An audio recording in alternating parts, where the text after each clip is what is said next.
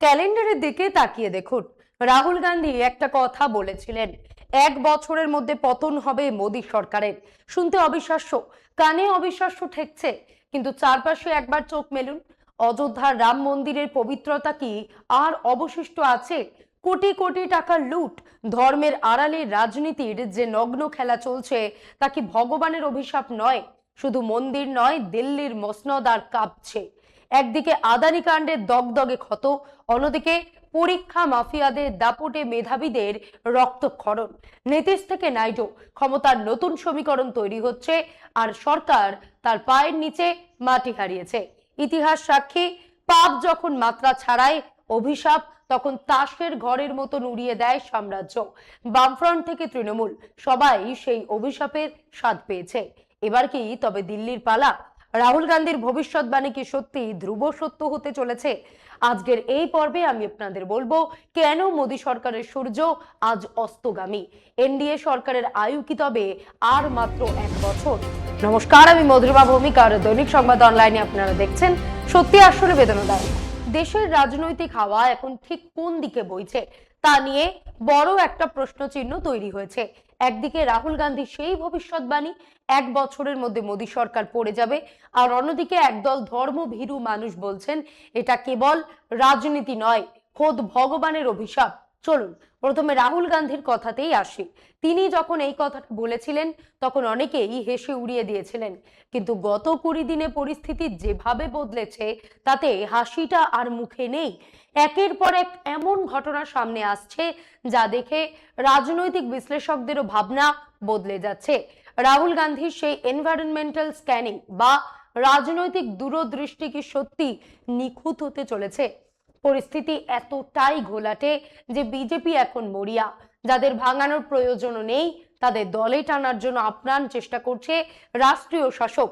এবার দ্বিতীয় দিকটাতে নজর দিন। অনেকে বলছেন ধর্ম আর রাজনীতির মিশেল দিতে গিয়েই এই বিপদ ডেকে এনেছে সরকার। হিন্দু মহাসভার সর্বভারতীয় সাধারণ সম্পাদক দেবেন্দ্র পান্ডেকে মনে আছে, রাম মন্দির উদ্বোধনের আগেই তিনি সাবধান করেছিলেন, বলেছিলেন ভগবান শ্রীরামের সেই স্বয়ম্ভু মূর্তি যা দশকের পর দশক তাঁবুর নিচে ছিল, তা সরিয়ে ফেলাটা বড় ভুল হয়েছে। 2024 সালের 22শে জানুয়ারি অযোধ্যায় রাম মন্দিরের প্রাণ প্রতিষ্ঠার সময় দেশের 4টি প্রধান পীঠের শঙ্করাচার্যরা সরাসরি এই আয়োজনের পদ্ধতি নিয়ে প্রশ্ন তুলেছিলেন এবং তারা অনুষ্ঠানে যোগ দেওয়া থেকে বিরত থেকেছিলেন। প্রণম্য 4 শঙ্করাচার্যের মূল ক্ষোভের কারণ ছিল মন্দিরের গর্ভগৃহের কাজ পুরোপুরি শেষ না হওয়া, চূড়া বা কলস স্থাপনের আগে প্রাণ প্রতিষ্ঠা করা এবং ধর্মের চেয়ে রাজনৈতিক প্রচারকে বেশি গুরুত্ব দেওয়া। তাদের মত ছিল এই ধরনের কর্মকাণ্ড সনাতন ধর্মের মূল নীতি এবং ঐতিহ্যের পরিপন্থী। কিন্তু তখন মোদি জাদুতে মানুষ এতটাই সম্মোহিত ছিলেন যে এসব কথা কারোর কানেই ঢোকেনি। আজ যখন সরকার বিপদে, তখন সাধারণ মানুষ আবার সেই পুরনো স্মৃতির দিকে ফিরছেন। রাম মন্দিরের প্রাণ প্রতিষ্ঠার সময় কি কি হয়েছিল? দেশের 4 পীঠের 4 শঙ্করাচার্যের পরামর্শ উপেক্ষা করা হলো, সাধু সন্তদের অপমান করা হলো, পুরো অনুষ্ঠানটাকে স্রেফ একটা রাজনৈতিক প্রচারে পরিণত করা হলো। এর ফলে বিরোধী দলগুলো তো বটেই, ধর্মপ্রাণ মানুষও দূরে সরে গেলেন। আর নিয়ম ভঙ্গ, শাস্ত্র অনুযায়ী অসম্পূর্ণ মন্দিরে প্রাণ প্রতিষ্ঠা হয় না। তখনও মন্দিরের উপরে চূড়া ওঠেনি, পতাকা উঠছিল না, অথচ নিচে চলছে ধুমধাম করে প্রাণ প্রতিষ্ঠা। মুখে বিড়ি জ্বালিয়ে শ্রমিকরা জুতো পায়ে মন্দিরের ওপর কাজ করছেন, আর নিচে চলছে আরাধনা। এই দৃশ্যগুলোই এখন সরকারের কাছে ব্যাকফায়ার করছে। বিশ্লেষকদের একটা অংশ মনে করছেন রাহুল গান্ধী যা আগাম দেখেছিলেন তা আজ ধ্রুব সত্য হয়ে দাঁড়িয়েছে। 20 দিন আগে যা অসম্ভব মনে হতো আজ তা যেন চোখের সামনে জীবন্ত হয়ে উঠছে। সরকার কি সত্যি টলমল করছে, নাকি এটাও পরিস্থিতির চাপে তৈরি হওয়া কেবল একগুচ্ছ জল্পনা? চলুন আর একটু গভীরে যাওয়া যাক। বিতর্ক শুধু রাম মন্দির বা মূর্তি সরানোর মধ্যেই সীমাবদ্ধ থাকেনি। বিতর্ক এখন আঁচড়ে পড়ছে এক বিশাল আর্থিক কেলেঙ্কারির অভিযোগ নিয়ে। প্রশ্ন উঠছে, সেই আদি স্বয়ম্ভু রামলালার মূর্তি কোথায় গেল? সেটি কি তবে বিক্রি করে দেওয়া হলো? যদি বিক্রি করে দেওয়া হয়ে থাকে তবে তার দাম কত? কার পকেটে গেল সেই টাকা? এর চেয়েও বড় এবং চাঞ্চল্যকর অভিযোগ উঠছে অযোধ্যার জমি নিয়ে। একে একে সামনে আসছে লুটপাটের নথিপত্র। সাধারণ মানুষ, বিশেষ করে স্থানীয় কৃষকদের সঙ্গে যে বিশ্বাসঘাতকতা হয়েছে তা এক কথায় নজিরবিহীন।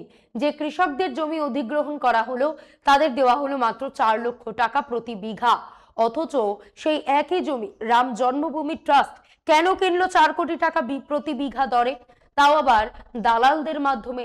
একদিনের ব্যবধানে কিভাবে জমির দাম 4 লক্ষ থেকে 4 কোটি হয়ে যায়? সাধারণ মানুষের কষ্টার্জিত টাকা, ভক্তদের বিশ্বাসের দান, সবই কি তবে এই বিশাল দুর্নীতির বলি হলো? শুধু কৃষকরাই নন, ক্ষতিগ্রস্ত হলেন ছোট দোকানদারেরাও। মন্দির চত্বর তৈরির নামে যাদের দোকান ভাঙা হলো, তাদের অন্য জায়গায় পুনর্বাসনের নামে যে টাকা নেওয়া হলো তা ছিল তাদের আয়ের 20 গুণ বেশি। আর এই উন্নয়ন প্রকল্পের নামে কাজ।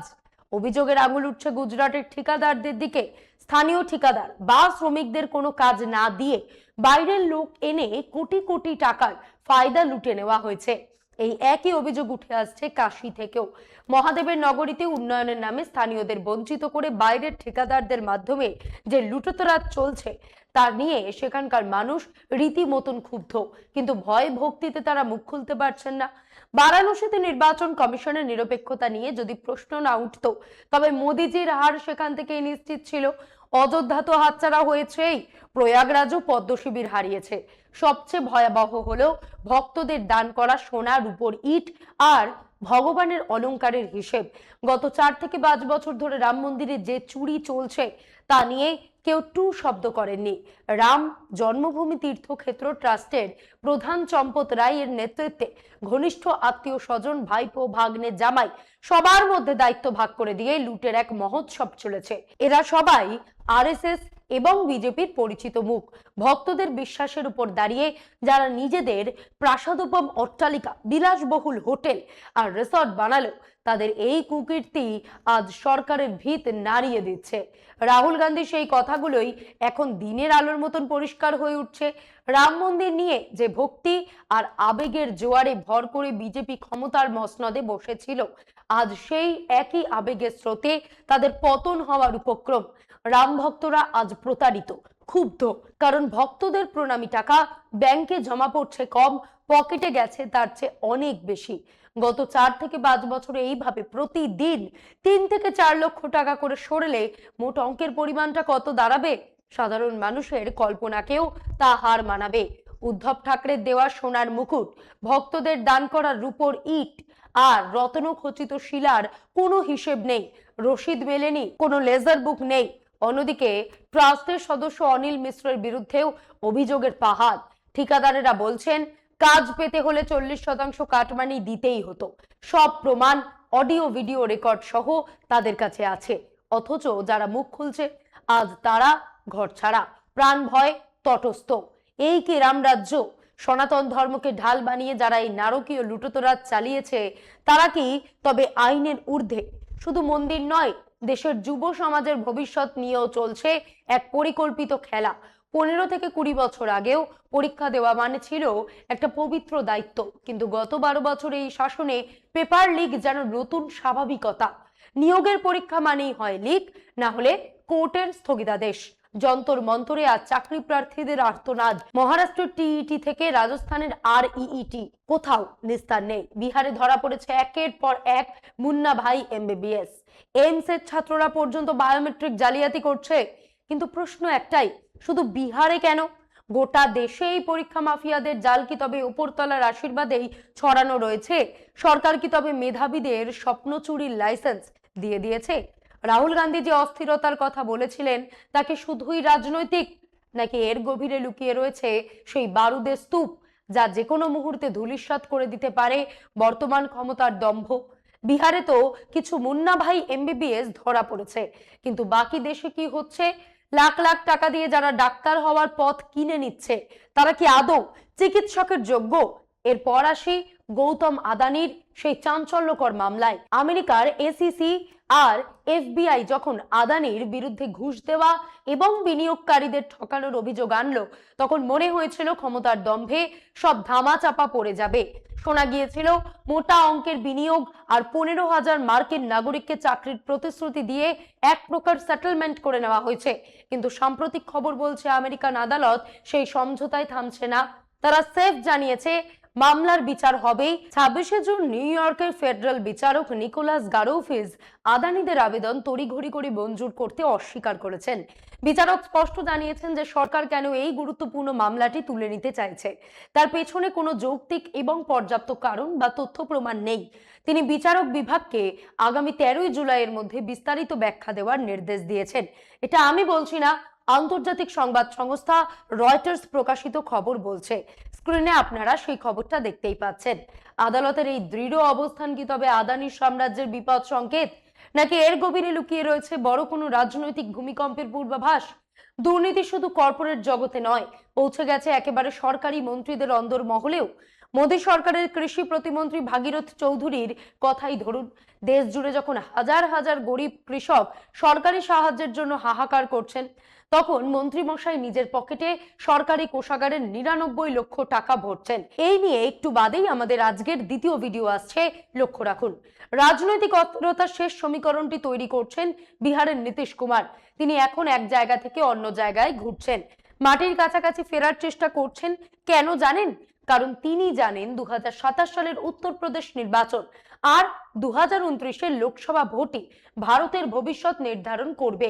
ডিলিমিটেশন হলে উত্তর ভারতে তার রাজনৈতিক দর যে আরো বাড়বে, সেটা নীতিশ ভালোই বোঝেন। বিজেপি যদি তার গুরুত্ব কমানোর চেষ্টা করে, তবে তিনি যে তুরুপের তাস আগেই তৈরি করে রেখেছেন তা পরিষ্কার। রাহুল গান্ধীর সেই ভবিষ্যৎবাণী কি তবে নীতিশ কুমারের এই তৎপরতা আর আদানির আইনি গেরোর মধ্যেই লুকিয়ে রয়েছে? রাজনীতির অন্দরের এই হাওয়া কিন্তু আজ প্রবল ঘূর্ণিঝড়ের ইঙ্গিত দিচ্ছে। রাজনীতির রঙ্গমঞ্চে এখন পট পরিবর্তনের হাওয়া। একদিকে নীতিশ কুমারের নতুন পথ খোঁজা, অন্যদিকে চন্দ্রবাবু নাইডু এবং তার ছেলে নারা লোকেশের অবস্থান। সব মিলিয়ে বিজেপির অন্দরে এখন ত্রস্ত অবস্থা। কেন এই ভয়?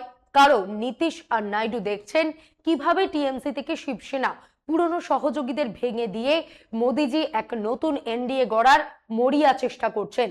এই যে টালমাটাল পরিস্থিতি, আমেরিকায় আদানি কাণ্ড, দেশে চাকরি প্রার্থী যুবকদের হাহাকার, রাম মন্দিরের পবিত্রতা নষ্ট হওয়ার ঘটনায় ক্ষুব্ধ ভক্ত সমাজ, মধ্যপ্রদেশের মুখ্যমন্ত্রী মোহন যাদব এবং তার পরিবারের বিরুদ্ধে উজ্জয়িনীর মহাকালেশ্বর করিডোর নির্মাণের গুরুতর জমি কেলেঙ্কারির অভিযোগ, কেন্দ্রের মন্ত্রী ভাগীরথ চৌধুরীর মতো নেতাদের লাগামহীন দুর্নীতি, এসব কি কেবল বিচ্ছিন্ন ঘটনা? না, এগুলো হলো এক বিশাল আগ্নেয়গিরির লাভা, যা যে কোনো মুহূর্তে বর্তমান সরকারকে গিলে নিতে পারে। রাহুল গান্ধী যা বলেছিলেন তা এখন ধ্রুব সত্যের দিকে এগোচ্ছে।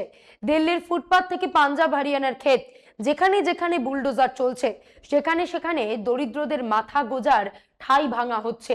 সেখানে বিজেপি নিজের কবর নিজেই খুলছে। যে হিন্দু ভোটারদের আবেগের উপর ভর করে তারা ক্ষমতায় এসেছিল, আজ সেই হিন্দু সমাজই তাদের থেকে মুখ ফিরিয়ে দিচ্ছে। অতীতে রাহুল গান্ধী যা যা বলেছেন তা অক্ষরে অক্ষরে মিলে গেছে। আজ মনে হচ্ছে সেই অমোঘ সত্য আবারও ফিরে আসছে। রাজনীতির অঙ্কের হিসেবে আগামী 1 বছরের মধ্যে ভারতের আকাশ থেকে মোদী সরকারের সূর্য অস্ত যাওয়ার প্রবল সম্ভাবনা তৈরি হয়েছে।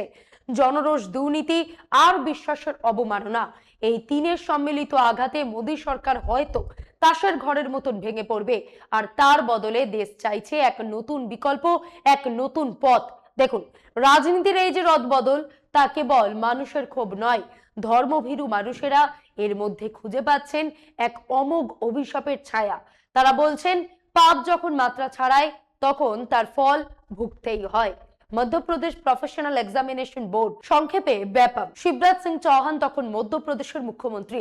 2012 থেকে 2014 পর্যন্ত চলা সেই কুখ্যাত ব্যাপম কেলেঙ্কারি, যা মূলত মেডিকেলে ভর্তির পরীক্ষার সঙ্গে যুক্ত ছিল। সেখানে কত মেধাবী ছাত্রছাত্রীর রহস্যজনক মৃত্যু হয়েছিল মনে আছে?